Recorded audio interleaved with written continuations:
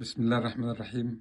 موضوعنا النهاردة في شباب طلبوا مني إن أنا أتكلم فيه إزاي أقدر أنجح وأقدر أحقق ذاتي وأبقى رجل أعمال كويس أو أبقى سيدة أعمال كويسة وأقدر أحقق عائد مالي كويس.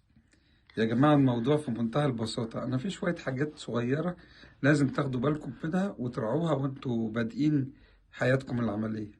أول حاجة لازم يكون اختياراتك سليمة، يعني تكون حضرتك بتتعامل في مجال حاسس ان انت كفء فيه وقادر ان انت تدي فيه وتدي بكفاءة وتطلع منتج او تستورد سلعة او تتاجر في سلعة، او تعمل فكرة تبيعها تكون ناجحة وتكون انت شاطر فيها كويس قوي وتقدر توصلها للمستفيد بالشكل اللي هو يبقى سعيد بيه، وبالتالي تقدر تحقق نجاح وتكمل فيها.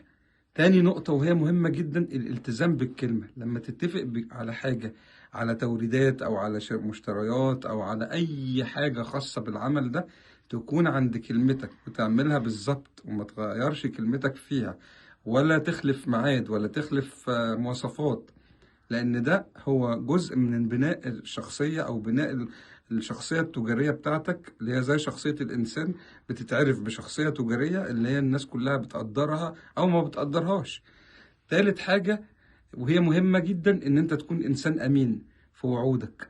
أما توعد حد أي حاجة أو تقول أنا هسدد يوم كذا أو تقول أنا هلتزم بكذا هنفذه أو هورد لك كذا أو هعمل كذا، لازم تكون أمين جدا في اتفاقاتك مع الناس وتكون ملتزم بها بشكل جيد. رابع حاجة إن أنت تتكامل مع اللي حواليك، بمعنى إن أنت تشوف الأفكار المنافسين بتوعك والناس اللي حواليك وتحاول إن أنت تعيش في مناخ العمل دوت، يعني ما تحاربش كتير، ما تطردش حد من مهنته او من مجاله او كده. تتعاون وتخلق مجال من التعاون المشترك اللي بينك وبينه، بحيث ان انت تقدر تخلي فيه طلب عام على الموضوع دوت وما تفقدش الاسواق بتاعه الحاجة اللي انت بتشتغل فيها.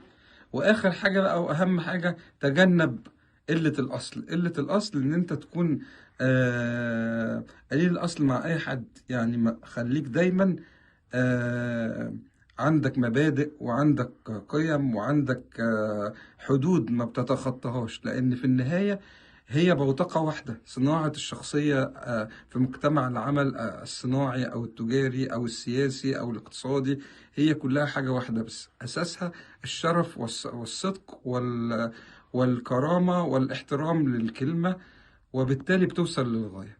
أشكركم جدا وأتمنى تلتزموا بالحاجات ديت، صدقوني هتوصلوا للي انتوا عايزينه. شكرا.